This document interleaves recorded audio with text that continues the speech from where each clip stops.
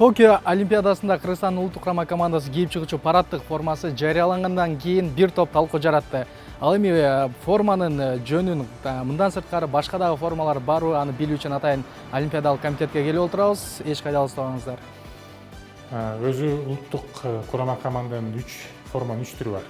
Биринчи форма парадный форма, азыр аябай талкууланып жаткан. Экинчи форма бул биздин спортивный формабыз. Ал жерде спорттун 15 түрү, спорт кийиминин 15 түрү бар.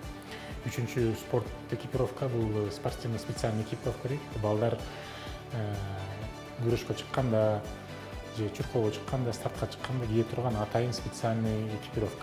Риодо көп талкуу болгон парадный форманын чейин ушундай ысык мамлекетке барып атат, анан кийин жылуу кийим кийип алыптыр деп.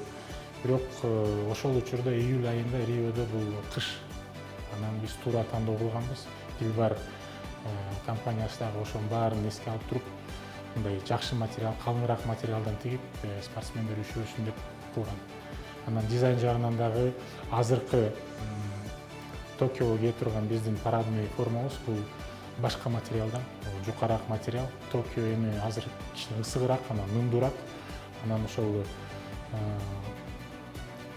муздатып турган, ысык өтпөй турган кездемени сураганбыз. Ошондон алар тигип беришти. То для нас, для нашей сборной, таким тумаром, оберегом является символ умаяни, то есть рога матери оленей.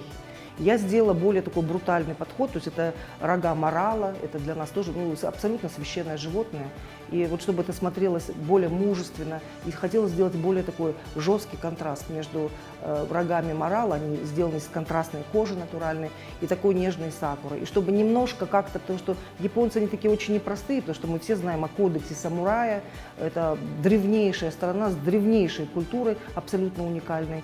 И чтобы как бы немножко так вот их уравновесить, я подумала, что нужно еще что-то внести, потому что вы, если обратите внимание на рукава здесь, они такие очень жесткие, такие четкие, что с этой стороны идет орнамент, который символизирует для японцев чешую дракона. То есть дракон, что значит дракон? Это, конечно, и символ якудзы, это и символ вообще вот силы, власти, то есть вот такие вещи. То есть вот таким очень условным, конечно, способом, но все-таки показать вот это вот такой вот контраст между нежностью сакуры.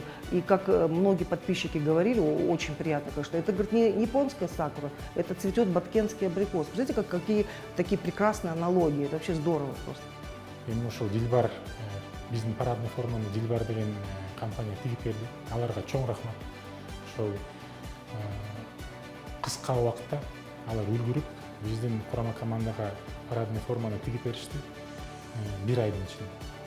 Эми кээ бир мамлекеттер ушул парадный форма тиккенге жетишпей калышты. Алар ачылыш аземине спорт кийиминен чыгышат. Дилбарга рахмат, алар жетишип.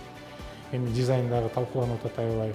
Дизайн Дилбар менен Дом мода, Дилбар менен улуттук олимпиада комитети биз чогуу талкуулап, ойлоп, анан ушул жерде бир жагынан биздин улуттук символикаларыбыз, бир жагынан Япон элинин маданиятынын, салтынын символикалары. Негизги максаты эми эки мамлекеттин, эки элдин достугу, биримдиги.